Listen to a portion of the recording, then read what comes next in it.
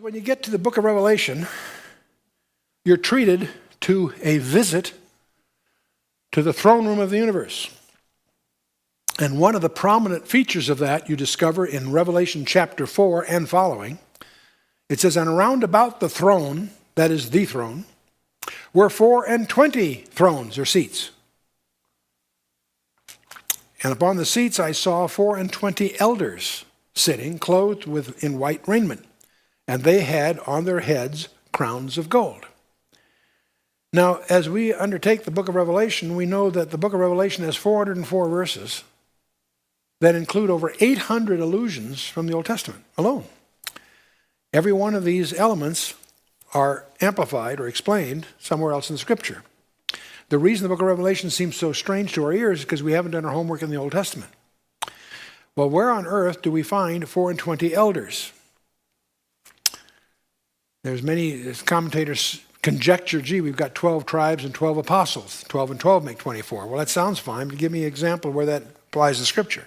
No, the only place you find 24 elders or 24 seniors sitting or impaneled is in the priesthood. But don't confuse it. We're talking a Levitical priesthood. That's just a model. These are not Levitical priests. What are they? They'll identify themselves. The word, by the way, for those seats are also thrones. We're going to discover as they talk, they aren't just sitting there as observers. They are, in some respects, ruling. They're assigned to these seats as kings or judges. Okay. And notice on their heads they have crowns of gold. Okay. 24 elders.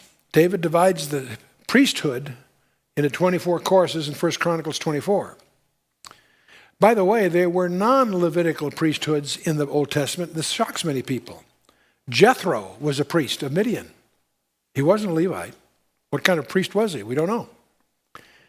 Jacob gave tithes in Genesis 28. I'd love to know to whom. We don't know much about that. In Genesis 14, we have a very interesting guy show up by the name of Melchizedek.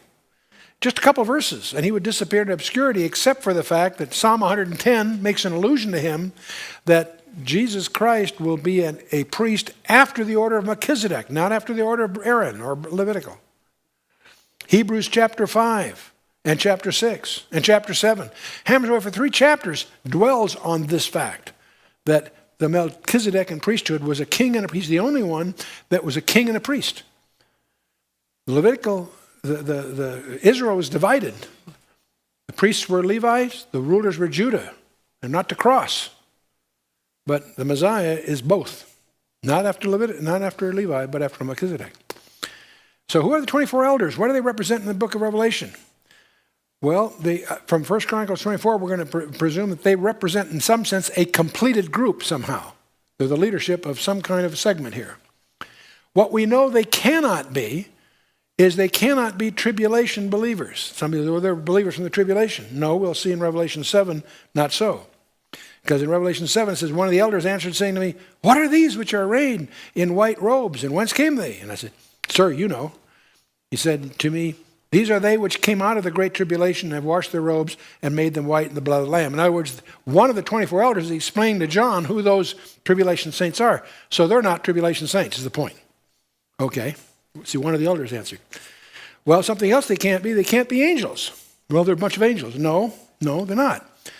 Because in Revelation 7, verse 11, it says, all the angels stood round about the throne and about the elders and the 4 beasts, the 4 living creatures that fell before the throne. So they're distinct from them. All the angels. So it can't be angels. Can they be the nation of Israel? No. Whole chapter 7 deals with that, chapter 7 and 12. What are the distinguishing characteristics of the 24 elders? They're sitting on thrones, Revelation 3:21. They have white raiment, so they are righteous. They have crowns of gold, and that's mentioned in Revelation 2 and 3 as well as 4 and 5. They sing the song of the redeemed. We're going to look at that in a minute in chapter 5. And they're called elders, and they're also called kings and priests. Very key thing. There's only 3 groups of people that are kings and priests. Melchizedek was, Jesus Christ is, and we will be. In Revelation chapter 5,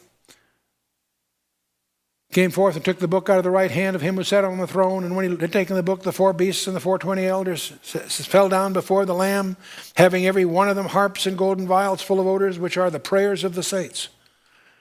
They sung a new song, saying, Thou art worthy to take the book, and to open the seals thereof, for thou wast slain and hast redeemed us to God by thy blood out of every kindred and tongue and people and nation, and have made us unto our God kings and priests, and we shall reign on the earth. I want you to notice something. First person plural. Thou hast redeemed us. These are the redeemed. How have they been redeemed? By thy blood. Out of what group? Out of every kindred, tongue, and people and nation. And has made us unto our God kings and priests, and we shall reign on the earth. That's what these elders are singing, the 24 elders. Who are they? I think you could when you study this, make a clear case, they represent us, the redeemed. Now, if that's true, there's something very important to understand. The tribulation, the great tribulation, is when the seals get opened, and that starts the 7. You got the 7 seals, you got the 7 trumpets, all that starts, chapter 6 on. The tribulation doesn't start until the book is opened. The book isn't opened until the Lamb receives the book. And when he receives the book, the redeemed are casting their crowns on the glassy sea. So the redeemed are in heaven before the tribulation starts. Very simple thing, very fundamental. There's a lot more to prove that, but the lampstands of fire that were in chapter 1 were on the earth in chapter 2 and 3 are in heaven in chapter 4, and so on. I encourage you to study the book of Revelation on your own and come to your conclusions.